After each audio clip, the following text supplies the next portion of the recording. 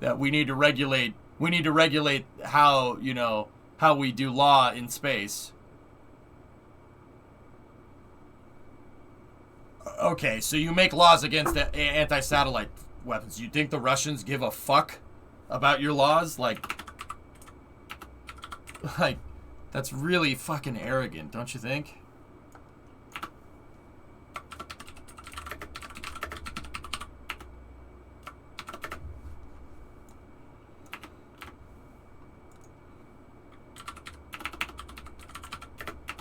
Like, that's the part where I'm like, dude, what are you doing? Different era, then everything is different today, I suppose, Chief, but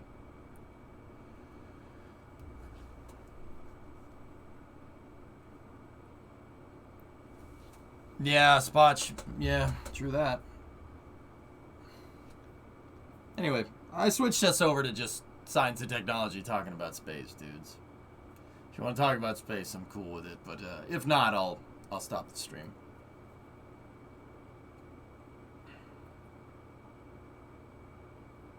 Just so freaking aggravating, dude. Hey, Vasya, what's up, man? I had a terrible night racing, dude. Fucking, I let it get to my head, and now I'm all stressed out again. Space. Icarus is space. I don't want to play Icarus right now, man. Yes, look at this. Let's talk about this tweet. What's Scott saying?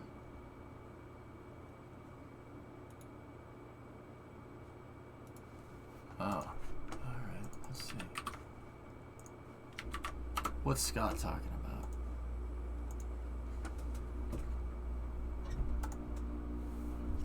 So this is Scott. Always delighted when people with first-hand knowledge of history drop by my storytelling sessions. The X-38 was never the ARCV.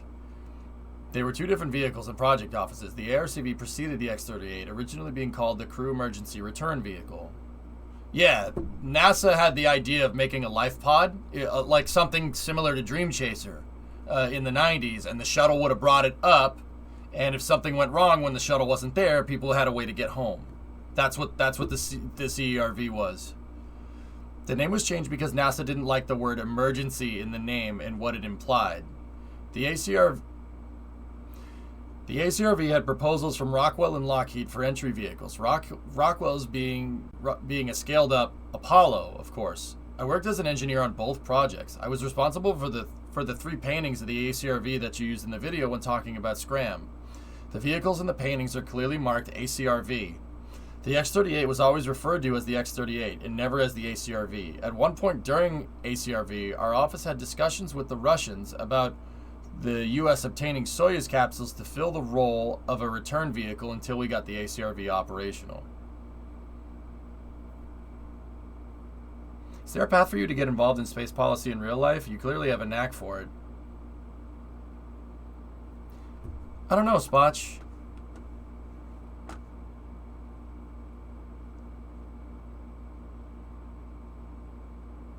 Cool. That's really awesome. I love hearing from... dude, Scott's not wrong.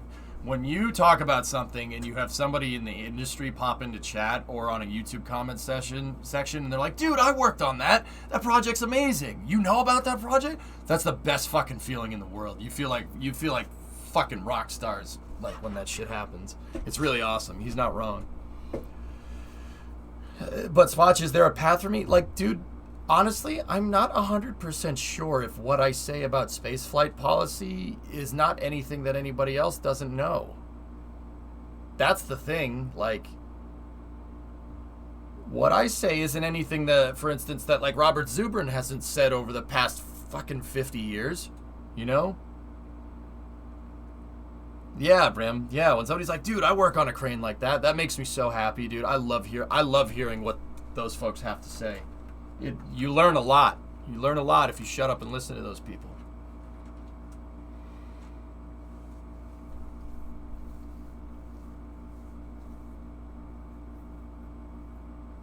Storm, if somebody needed me, I would.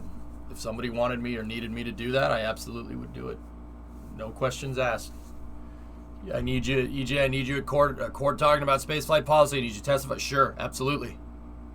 I'll fucking get in my car and drive wherever.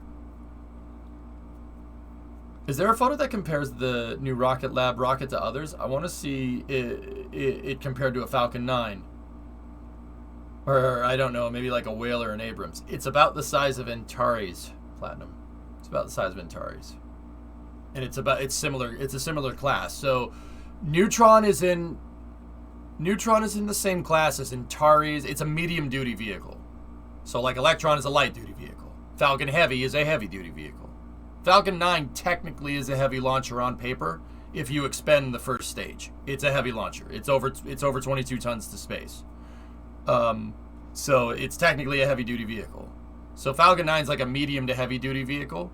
Neutron is a medium duty vehicle, straight medium. So what would be in that same class? Long March 3. So what the Chinese use to get people up into space? Soyuz is a medium duty vehicle. Antares is a medium duty vehicle, and Vega's on the very low end of a medium duty piece of equipment. Yeah. Those are the big ones. Vega also kind of, but yeah. Want to hit us with a double Falcon Heavy sonic boom landing, please? Watching rocket launches doesn't alleviate stress, man. It makes me feel better if I'm not feeling well. Yeah, here, take a look. That Reddit post is good. Here.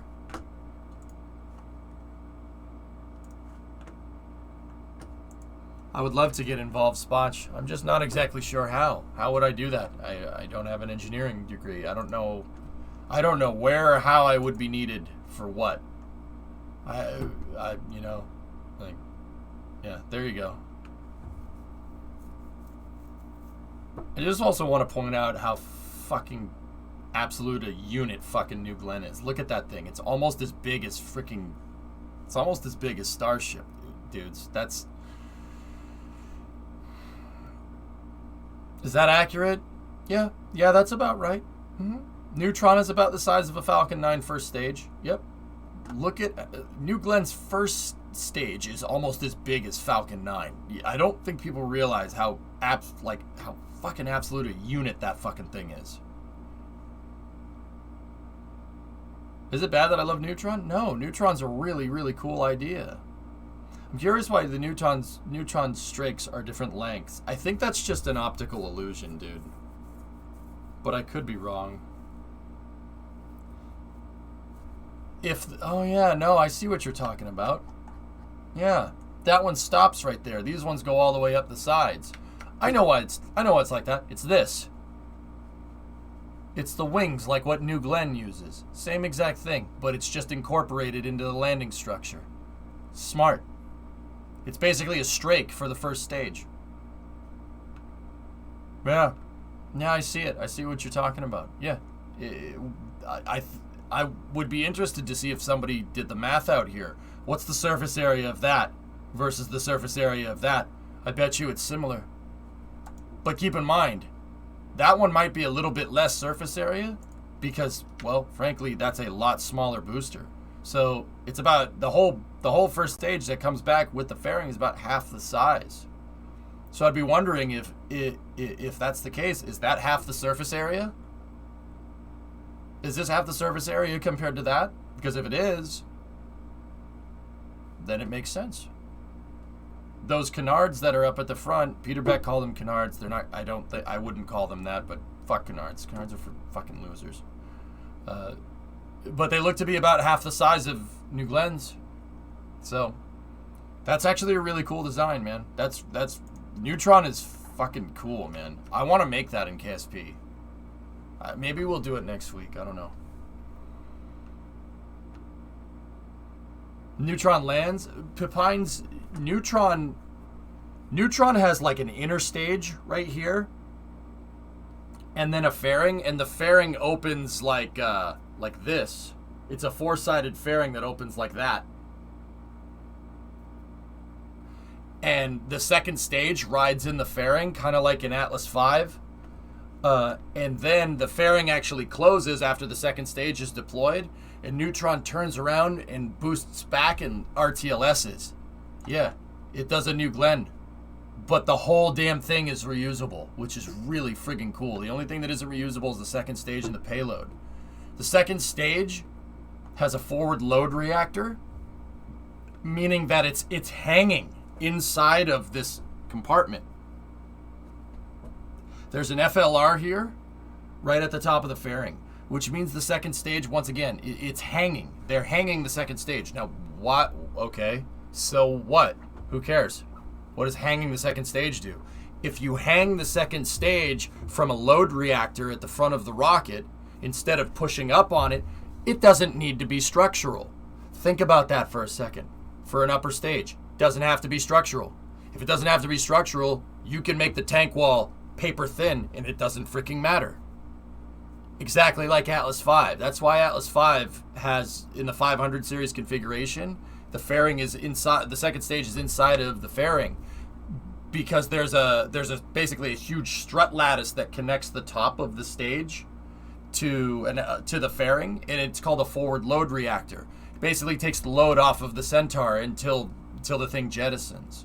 It's pretty frigging smart, man. That's really cool.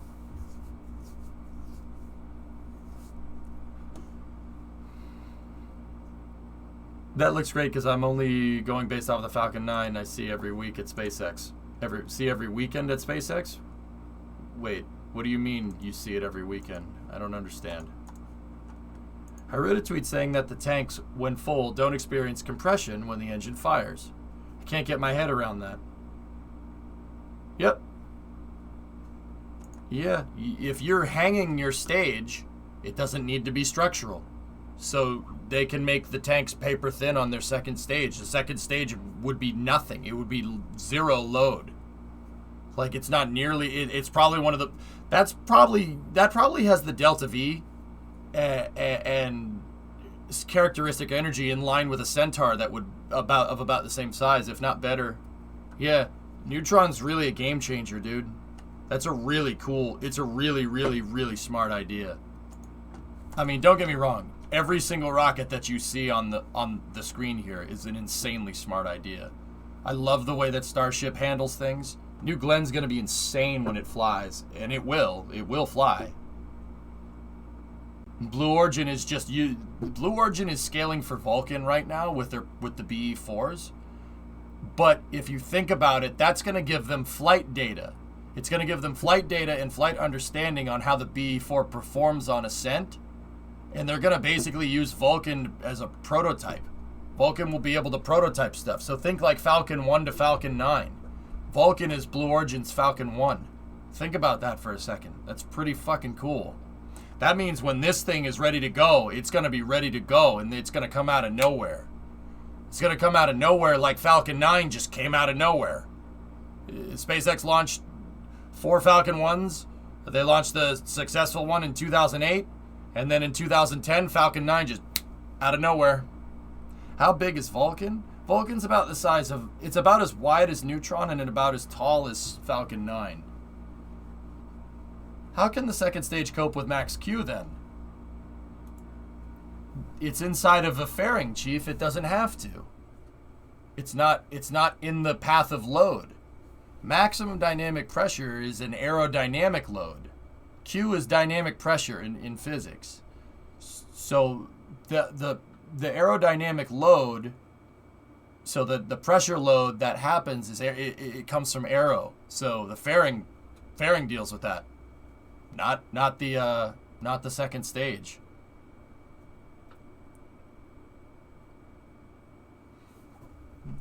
I'm telling you here. The second stage rides inside of the fairing. Here, take a look. This is from Rocket Lab's renders here. Look. That whole thing rides inside. And they hang it. They hang the second stage, so it literally is going to look exactly like that. There's no aft skirt right here, no bulkhead, just the bottom bulkhead and the rocket engine attached to it with a little thrust structure right there. That's it. The stage hangs from the payload attachment fitting, which is freaking smart. Once again, Atlas V in the 500 series configuration does the exact same thing. Take a look. So this is an Atlas V 500. You have your cylindric interstage right there. So your cylindric interstage adapter. And Centaur, the aft bulkhead carrier and the aft bulkhead on Centaur is held on with that. But see these two things that look like a C? That's called a forward load reactor, or an FLR. Centaur is hanging from the fairing because the fairing is the one that's taking the aerodynamic loads. Simultaneously, at the same time, you have 2 points of attachment for Centaur inside of the fairing to help distribute load evenly because of all the thrust from the 5 SRBs and the RD-180. Forward load reactor. It's basically like strutting your second stage to the fairing to help make sure it doesn't do this inside of the fairing. All right, Brim. And an ominous red glow from inside of the rocket. Yeah, right? I get that the second stage isn't under load when the first stage fires, but what about when the second stage engine fires?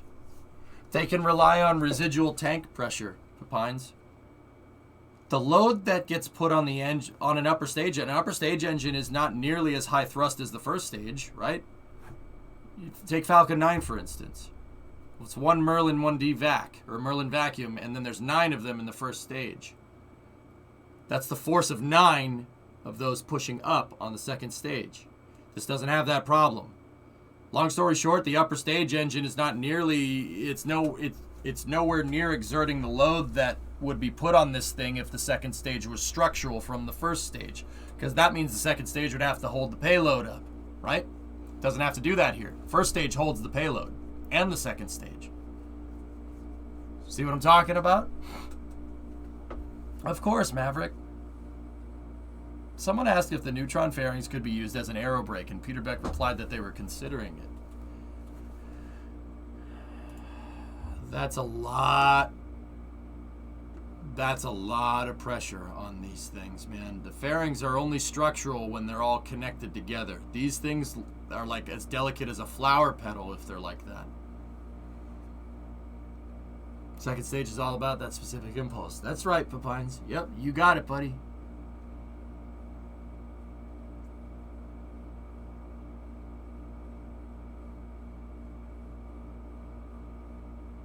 Yeah. You start sitting here and you start figuring out little things about Neutron, and you really quickly figure out that they really did their fucking homework with this. This is a really, really good design. Like,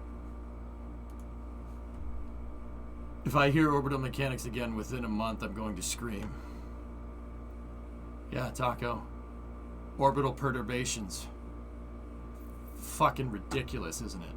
It's not just get it up there and it's circular and then you're good to go, right? A little more complicated, huh? It's fucking nutty, dude. Make it stop! Not like this! I don't think people realize how much of a pain in the ass orbital perturbations are. And that, I bet, if I had to guess, Taco, that was probably a good chunk. That was probably a good chunk of that orbital mechanics class, wasn't it? Wait, KSP physics aren't real? What the fuck? Yeah, right. That rocket is a satellite stealer if I've ever seen one. Yep. Correct. Perturbing forces. Fucking horrible, dude. Taco, I started reading about him, and I was like, I get it. Shit affects other shit. I don't need to fuck this. Fuck this, dude. Fuck this. Sayonara, you know. I feel like Neutron is like your SSTO. Shoot it up, bring it down, load something in, and launch it again. Yeah, Sean, kind of. I speculated that they might be able to SSTO with a small enough payload, but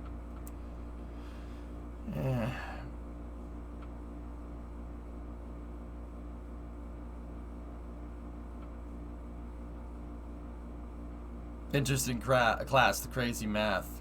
Dude. Chaco, I can't even imagine the fucking derivatives to try and quantify orbital mechanics. That would piss me off. It's derivatives, isn't it? Fuck that.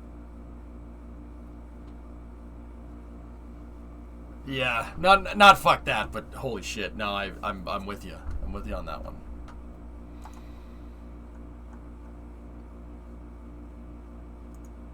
I missed your take on it, but what are your thoughts on Rocket Lab's hanging the second stage? Can it handle the ascent? Atlas V does it. ULA never talks about it, Cirrus. See the forward load reactor? We were just talking about it a second ago. That's why I have this picture of. See the forward load reactor? What do you think that thing does? On the Atlas V, because it can't handle the thrust, and since Atlas V uses a much bigger payload, you don't see an Atlas 400 series launching with 5 SRBs, right? There's a reason. Because Centaur can't handle that load. It can't handle the compression. So with the Atlas 500, they have a bigger fairing, and the fairing has that forward load reactor in it. And that forward load reactor takes the load off of the Centaur stage.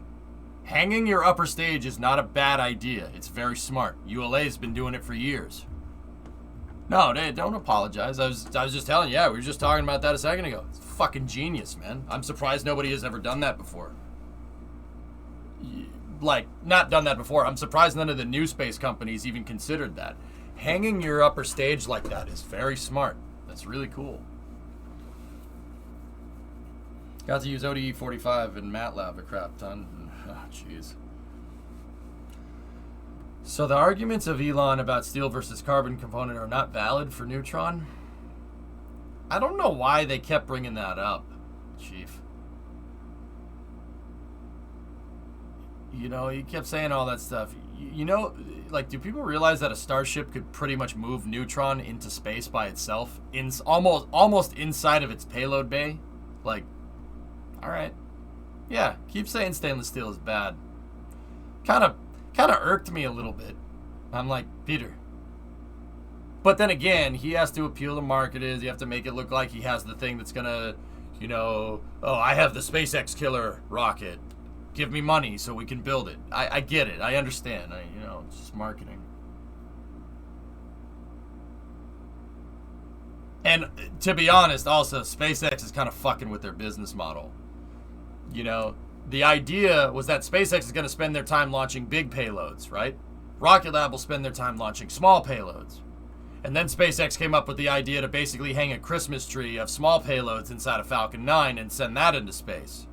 And honestly, because it's aggregate and their ride-sharing stuff, the price goes down. You can't beat Falcon 9's price point. So, like, Electron can launch one satellite into space for X amount of money, right? Falcon 9 can launch, like, 30 small sats into space for, like, half of the price because SpaceX is already cheap.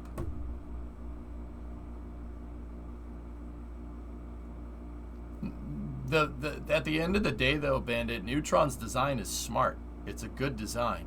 It's very smart. It's cool. That's really fucking cool, man.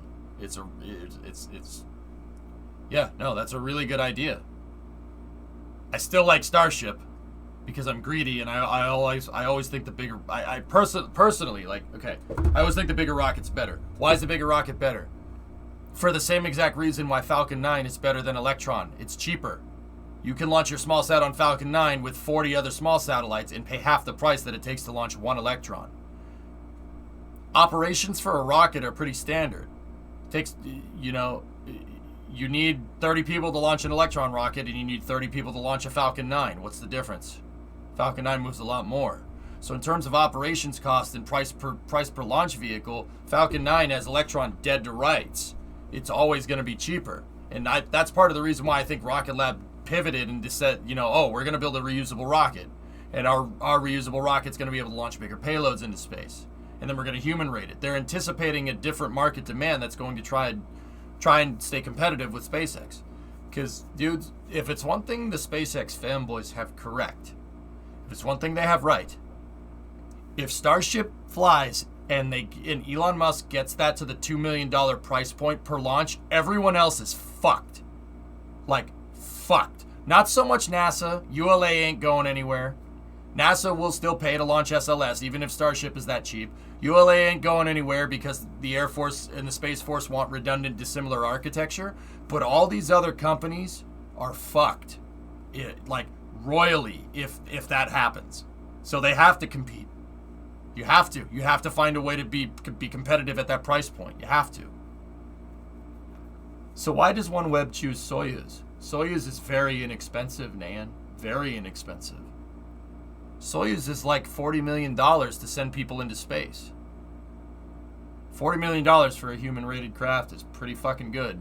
Even if it moves 3 people in a broom closet that flies into space, it's still pretty damn good for what it is. Soyuz is very inexpensive, and it's very, very, very, very, very reliable. It's a surefire win. When's the last time you heard of Soyuz malfunctioning? MS-10 is what people are going to say. When's the last time you heard of Soyuz malfunctioning before that? 30 years. The last Soyuz I can really remember that had a real distinct problem was in 1985 when one blew up on the pad. Broom closet with a toilet. Yes, exactly. That and the guy that originally started OneWeb, Greg Weiler, he hates Elon Musk with a passion. Yeah, they don't like each other. You have to read Elon's bio by Ashley Vance if you want to understand why. They don't like each other. Elon was looking for internet satellite constellations, and him and Greg met up, and he's like, okay, dude, you already want to do this. Let's make Starlink. And he's like, okay, we'll make Starlink. And then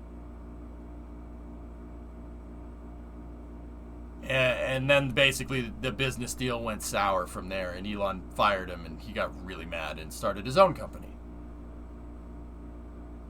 Any ideas on what this is? Russia needs to bring back Energia and commit to the flyback side boosters. One can dream.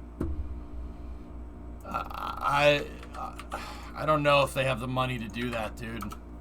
It's just not in the operating budget, man. They're not the Soviet Union. So it would be like Pine's like, I know you know this. It would be like Rhode Island trying to bring back the Saturn V by itself. It's just not going to happen. Actually, a better example would be like Texas trying to do it by itself. Could it? Yeah, maybe. But that would be... the Saturn V, or a super heavy launch vehicle, is a tall order for the U.S., let alone one state. You know? MS-10 proved how good of a rocket Soyuz is. Yeah, that's true. Discovery. Hey, J-Shelf, 19-month resub. Thank you. What are these? 343-ton jacks. Dude, I don't know what that is. It looks like a piece for the crane. I don't know what the fuck that is, man. I have no idea. Dude, I don't know. I'd say a crane part if I had to guess. Load spreader, maybe? Yeah.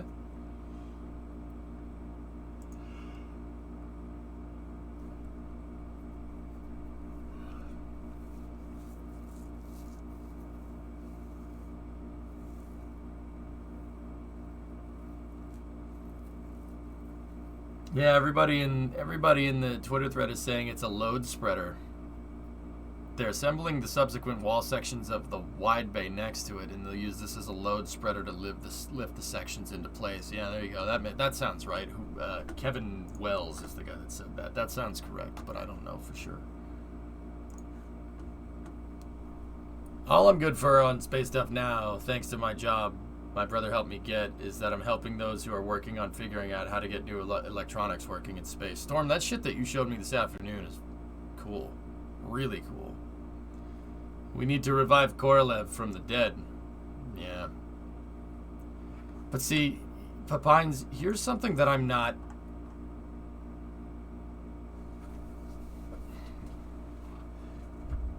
It's late at night, so I can be a little more candid. And if there's Russian viewers out there, you tell me if I'm wrong. So, like, in the States, you can dream big. Like, you can do stuff like SpaceX, right? There's not many places in the world where SpaceX would succeed as a company like they did here, right?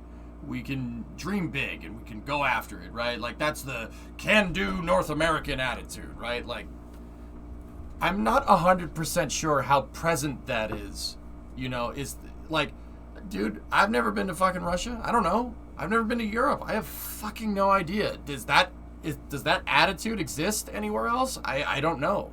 I saw it in Japan, because I've been to Japan, but I don't know.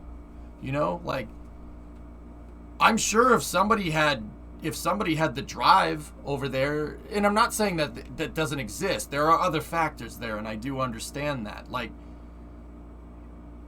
there are factors there that kind of keep antitrust stuff from being enacted, right? Like, I'm positive that if somebody came out and said, I can build a better rocket than Dmitry Rogozin, that they'd be like, fuck you, no, you can't. You know what I mean? Because it screws with state revenue streams, right?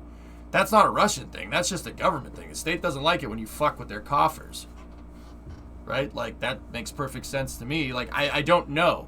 Like, I'm sure there's people that would love to do something like that over there. And I'm sure there's people with the money that would love to do something like that over there. But I'm not sure if that fucking can-do attitude is there, Like, and that's not like, I don't think that something, like, dude, this is something I have to understand as a fucking American, like,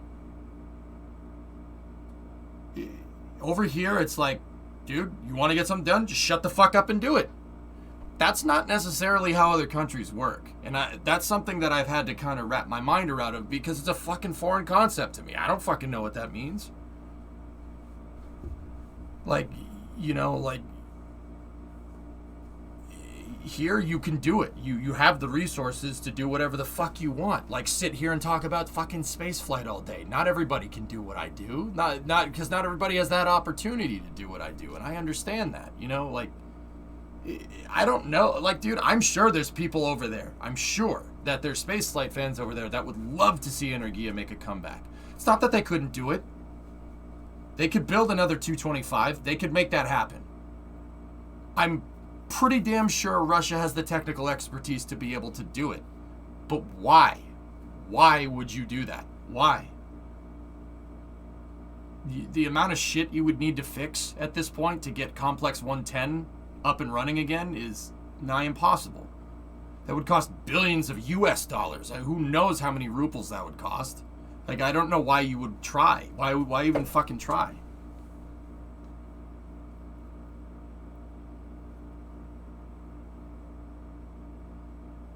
Someone who has family in Eastern Europe, they do a good job at crushing your spirit and making sure everyone stays in their lane outside of the U.S. Huh. And you know what? That fucking sucks, dude. That fucking sucks. Like, on post-Soviet space, you couldn't can do for 69 years, and you probably could do only for 30. It's too early for that. Also, government stuff. Yeah. Yeah. See, like, fellas, like, and I'm not trying to be arrogant. Like, I just, dude, like, if I wanted to start a business right now, like, if I want, even right now with how shitty the fucking economy is and how, like, I mean, the U.S. currency is hyperinflated and stuff because of COVID, and I'm not going to play the blame game with that. That's just what's going on. Even now, you could start a business. No problem. If I want to start a fucking restaurant, I could do that. You need to save up some money for a little while, but I could do that right now. Like, I could pivot and start a fucking restaurant. I don't know why the fuck I would want to do that, but I could. I could start a business fixing cars right now. You can fucking do anything. Our economy is so fucking flexible over here. But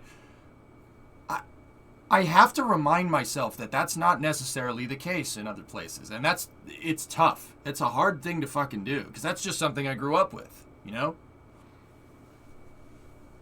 And that's why I try to talk to you guys. I really value people's input from overseas, because dude, I don't know. I'm a stupid ass fucking American. What do you want from me? Like, I have that can-do American attitude. Like, that shit must be tiring as fuck from time to time, dude. Like, I can definitely see that.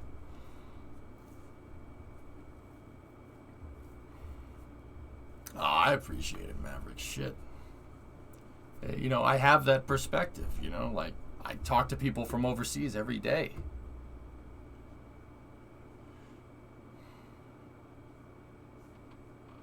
Vasi, if only we could fucking get an audience with Dmitry or something, man.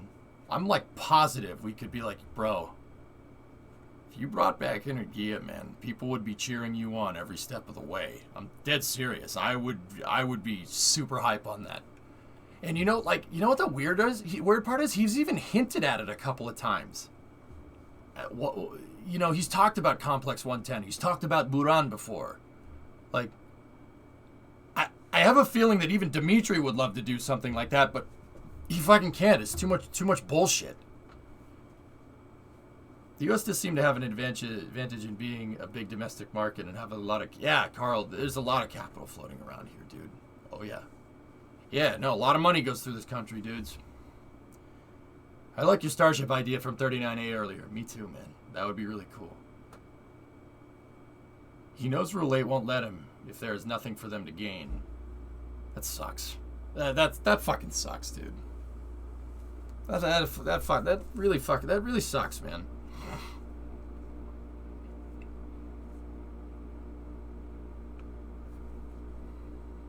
All right, 95. Fun playing with you today. Yeah, you too, man. It was a good time. Have a good night, okay?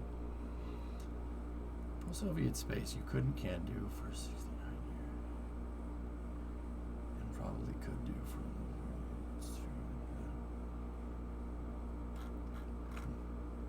See, like...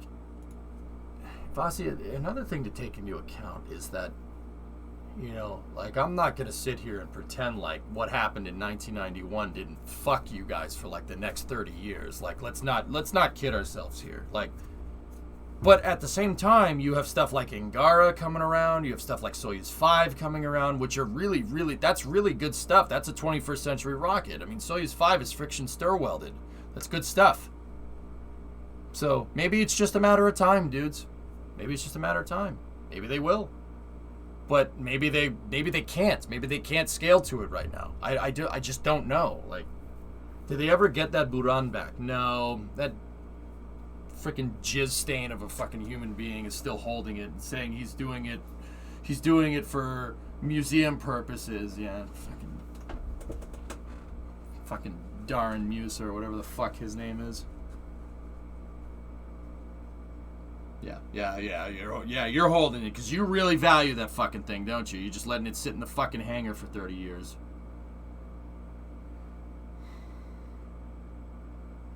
Probably intended 20 years. Yeah, Vasi, I see it. I see it. Like, with Vostochny and stuff. It's starting to... I see what you're saying. It's starting to come around. It's just, fuck, man. Did it take a long time?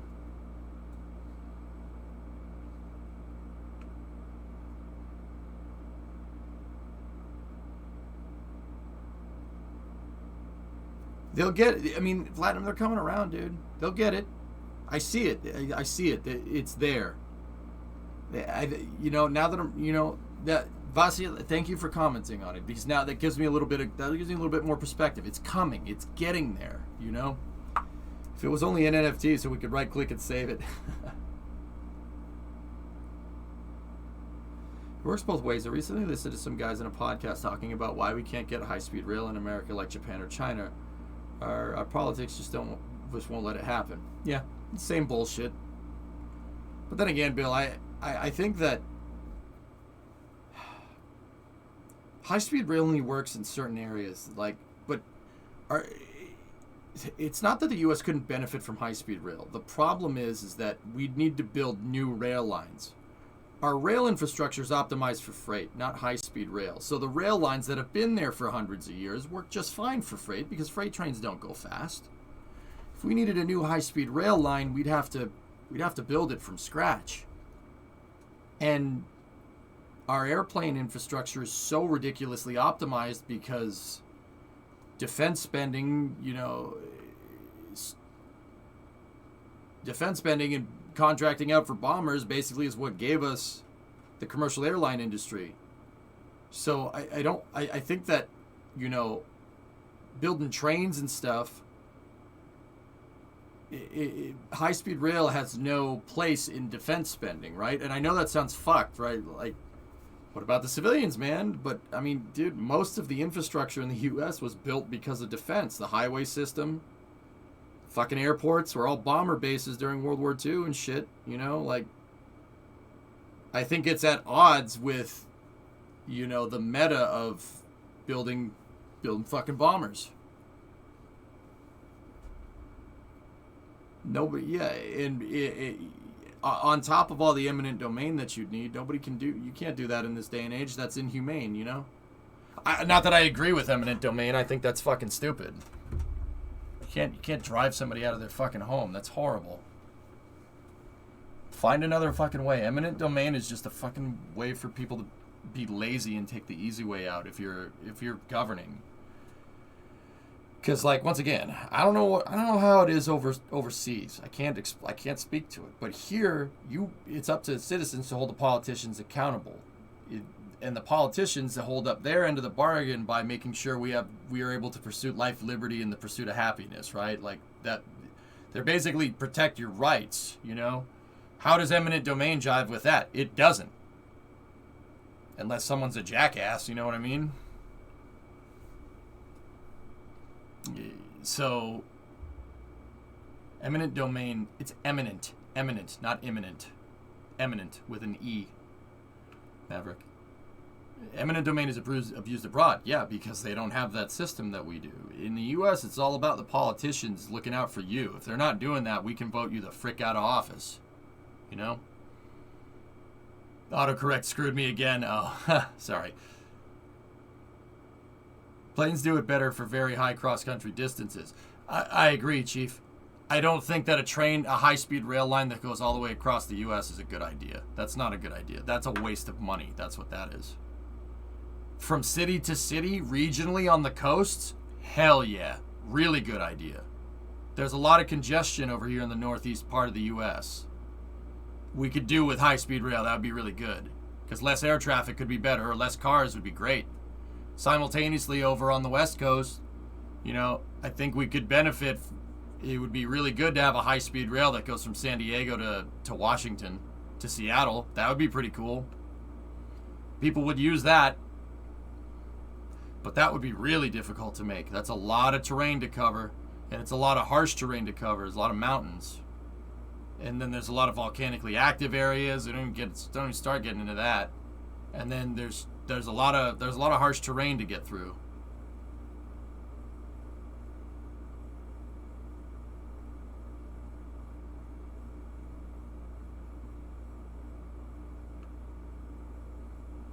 Yeah, Carl. High-speed rail could be competitive to air travel at distances of up to 2,000 miles. I agree. High-speed rail makes sense for medium distances. Planes make sense for long distances. Case in point. You took high-speed rail from New York to Los Angeles. It's going to take 3 days. Maybe 2 if the train can go fast the entire time. An airplane does it in 6 hours. A train can't beat that. I'm sorry. It's not going to happen. However, 1,000 miles if you're taking a train from New York to like D.C. or Washington, D.C. to Boston, plane takes what? Hour and a half? The train takes an hour and a half too. And then you don't have to wait in line like you'd have to do at the airport to get on and you know, to make sure you get to the airport, you got to go through security, you got to do all that other bullshit, right? Train, you just walk on and get there. Same amount of time. That makes sense. That's smart. We should do that.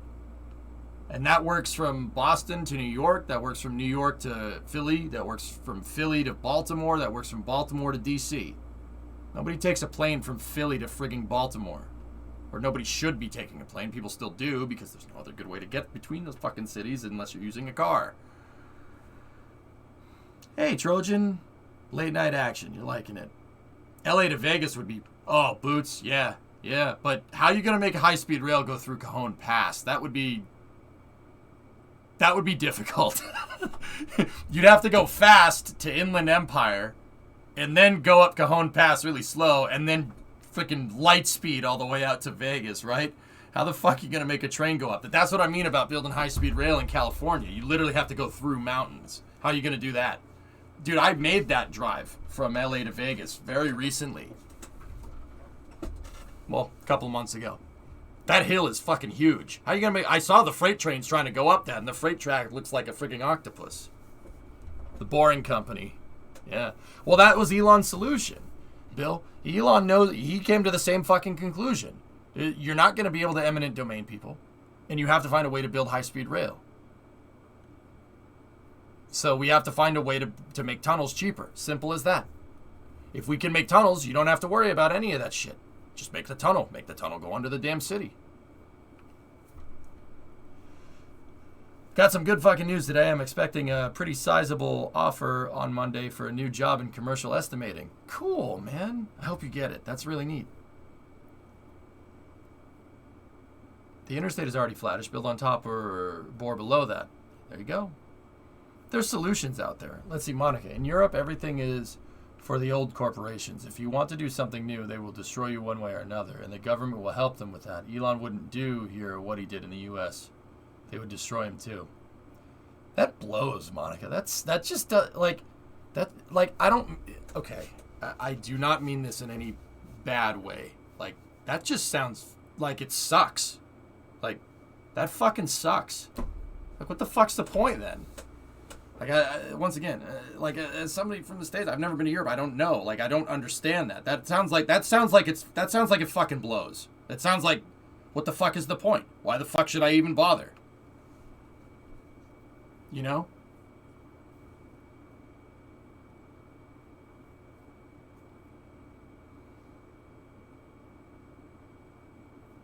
Like that's what it sounds like. Like is there any redeeming quality to this? I mean, we have our old companies too, Spots. Yeah, abso-fucking-lutely, man.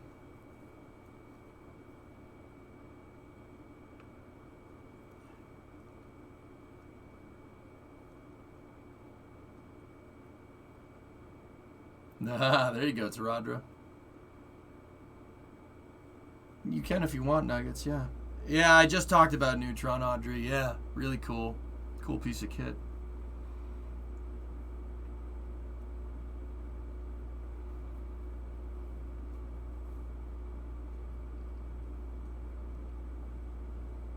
All right, sweet. Just wanted to make sure. Yeah, that's fine. Candid space news is what we'll call it.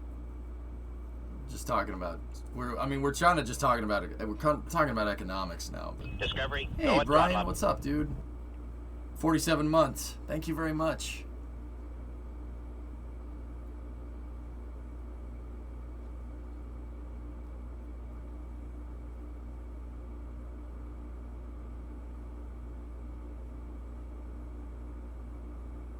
Yeah, there you go, Chief, right? Do you think if ULA selected the AR-1 engine, it would be ready sooner than the BE-4? Yeah. Yeah, probably, Nodanawa, yeah. We need a neutron on top of proton with electron side boosters. Agreed. Neutron upper stage, proton first stage with electron side boosters. We'll do, you know what? You know what we'll call it? We'll call it the Eve. No, I'm not calling it Adam. God, what are you, stupid? The AR-1 is, yeah, Phil, the Aerojet Rocketdyne. It's just a blueprint copy of an RD-180. That's it. It's just an RD-180. They've built them. They're around. I've seen pictures of it.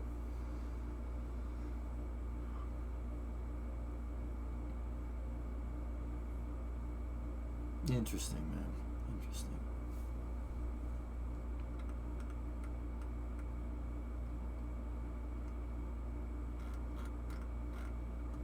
And fusion was achieved. Yeah, right. What completes its real mission first, New Glenn or Starship? I'd say Starship, man. I don't know Branson's story, but didn't he make Virgin Galactic in the U.S.? Yes. So did Peter Beck, Monica. Peter Beck, yeah. They're all U.S. companies. I've driven my truck in front of Rocket Labs USA headquarters. Yeah.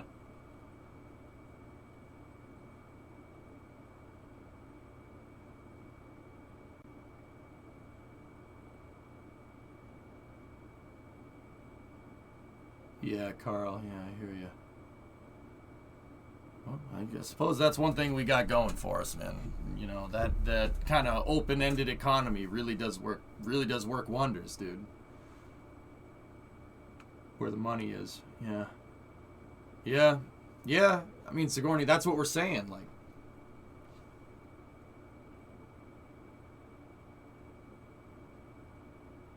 Yeah, Storm for sure. Peter Vick. Such a fun name to say. Yeah.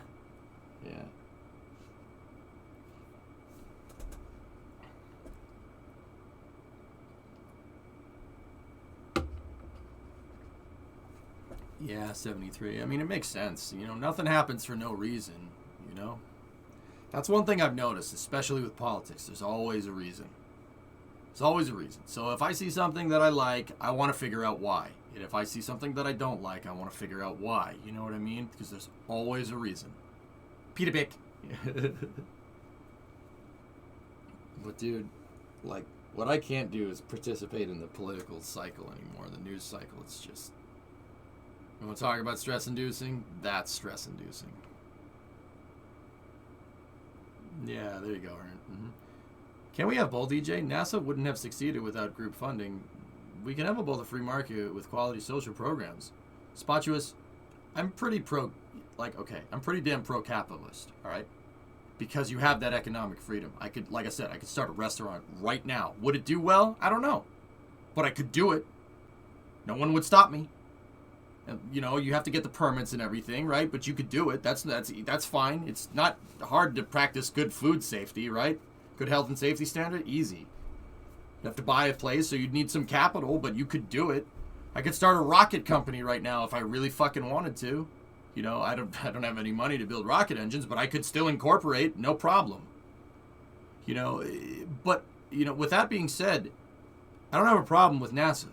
NASA's big government spending. I should be diametrically opposed to that, but I'm not. No. I'm not opposed to the post office either. There's reasons why those exist. There's pretty damn fucking good reasons why those exist, too.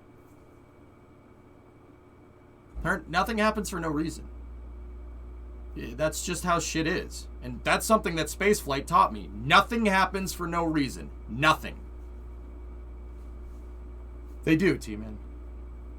Everything happens for a reason. Every fucking thing. And I know people fucking toss that shit around willy-nilly. They toss that statement around willy-nilly. But it's true. If there's always a root cause. There always will be. Nothing is coincidence. Nothing happens because some deity decided it could happen. I mean, it might. I don't know. I can't prove that. But that might have something to do with it. But everything can be traced back to one thing or another. That's how my mind works. I want to solve the mystery, so to speak. Whether they will work or not is another question. Taco, I know a lot about propulsion. I would not try to build a rocket engine, man. I would not get that right for a second. I can't even build a fucking car engine, dude. Why the fuck do I think I could build a rocket engine? Boots, it's very fast. It's fascinating to me, dude. That's one of the things that makes me happy. Everything happens for a fucking reason, dude. Like, how much shit needs to go right to get something to do that? That's fucking amazing, dude. Oh, that's so cool. It makes me so happy. Fish started walking on land and now I have to pay bills, damn it. Yeah, right? Yeah, Spotch, for sure. I try to stay humble and I try to keep that in the back of my mind, dude. You know, not everybody gets to do this. Like, how many awesome things did people have to invent to get me to do this job and make a living off of this? You know how many things needed to go right to do that? That's unbelievable. How many things needed to be invented?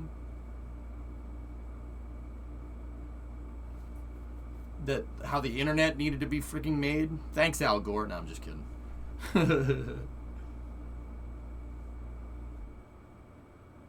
It's fucking fascinating, dude. That's one of the things that I really like about living. That's fucking cool, man.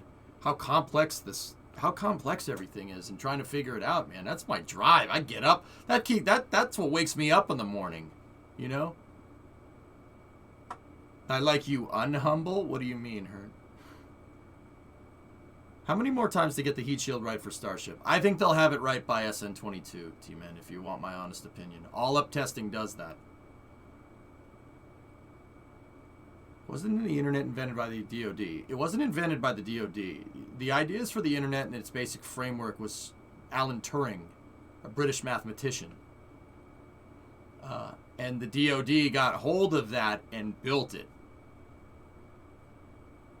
It's pretty cool, Trojan. Europeans needed to come to America first, you heathen. Yeah, whatever. Yeah, taking credit for our success, Chief. Yeah, it wouldn't be the first time.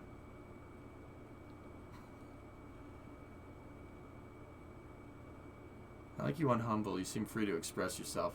Hernt, I'm I'm a lot more candid in real life than what I let on in Space News. On Space News, I try to always be nice. Not go over the top, you know? People already think I'm a nutter. They don't need me thinking I'm like schizophrenic or something, you know? Like, yep, that's right, Mav. Mm-hmm. Yeah, Storm, it's pretty cool. Yeah, Boots, that's true. That's true. Hey, DJ, what's going on, buddy? Just saying I love it. Hey, no problem, dude. Maybe we'll have more candid Space News in the future. But I can't help but think that me being candid will end up pissing a lot of people off, you know? If I sit here and try to tell it like it is, people will get upset.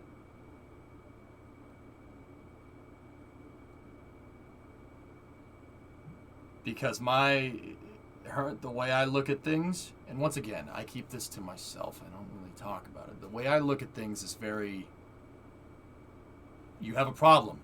Figure it the fuck out. Figure it the fuck out. I fucking taught myself rocket science. Figure it the fuck out. You know, like, that's really where I'm at. Like, and once again, I gotta be careful because that's what works for me. That doesn't work for everybody. Not everybody is going to be the freaking rat hitting the feeder bar to get more space information. Like, ding, ding, ding, ding, ding, ding, ding, I want more space. Ding, ding, ding, ding, ding, ding. You know? I understand that. Yeah, have you tried just fucking fixing it? Yeah, no, I try not to get up here and be like, well, why don't you just solve all your fucking problems? Like, that doesn't work all the time, asshole. Like, yeah.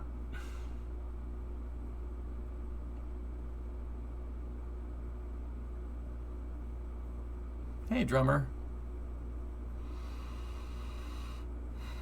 So, you know, Hearn, I try to stay nice. Because it's better that way, you know? It's for the better. Like, I don't want to go full space nutcase on people, you know? Just a little bit. The other thing is, dude, I'm not 25. I'm not 23 anymore. I'm 33. I can't just be sitting up here swearing about stuff all day. Fuck this, fuck that, fuck you, shit this, ass that. I can't do that. That's lame. How Space News would fucking suck. It would fucking suck if it was like that.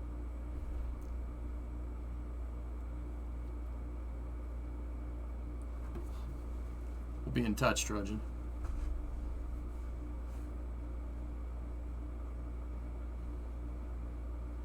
Yeah. Alright.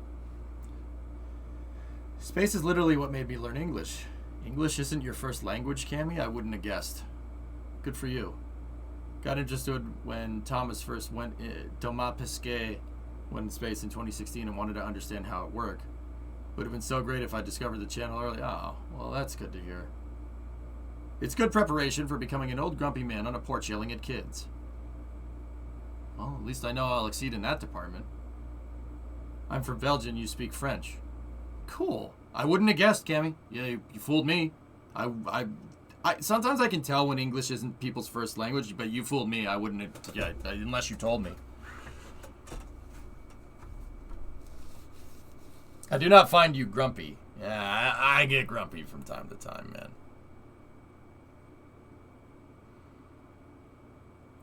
And I didn't know Centaur was hanging. It's kind of halfway hanging, T-Man, but it's the same concept. As an official old grump, I can say you'll be marvelous. Well, that's good to hear. Wait, so Audrey, aren't you... Wait. Aren't you angry? You're angry grandma then, right? Like, oh. Why do I just, like, picture a female Clint Eastwood from Gran Torino? Just... yeah.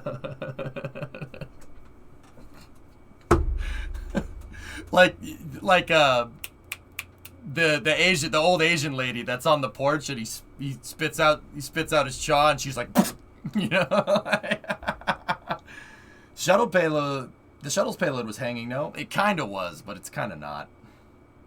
Get off my launch pad. Get off my lawn. All right, guys. I'm starting to get tired, okay? Now that you said that, I can't get that image out of my head. You know the old Asian lady in Gran Torino? That's one of my favorite movies, dude. Love Gran Torino.